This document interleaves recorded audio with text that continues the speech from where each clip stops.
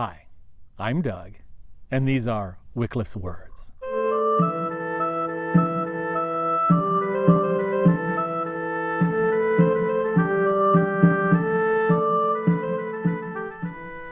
We, all too fallible humans, need constant encouragement to keep going in the face of adversity.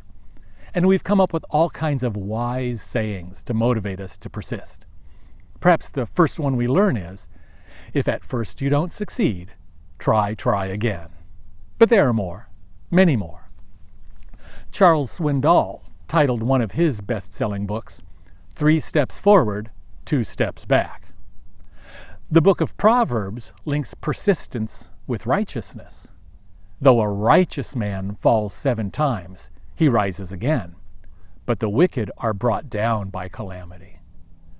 A Japanese proverb says it this way: fall down 7 times, get up 8.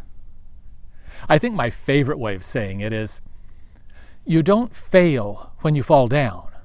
You fail when you don't get back up. All of these quotes came flooding into my mind when I recently read one of the Bible's most famous passages. I'm sure you know it. If you've been around church long enough, or if you've attended your fair share of weddings, you've heard or read 1 Corinthians 13. More particularly, those verses in the middle that describe true love. The thing is, when Paul wrote those words, he wasn't talking about husbands and wives and marriage. He was describing a far more inclusive love. The agape love he describes isn't a romantic feeling. It's an amalgam of all those things we do when we put someone else's needs above our own. It describes the way we should treat our coworkers and our bosses. It describes how we should behave toward our teachers or our students. It prescribes our attitudes and actions toward our fellow church members, as well as the stranger on the street. Husband and wife, yes, but also son and daughter, mailman, waiter, bus driver, dentist, store clerk.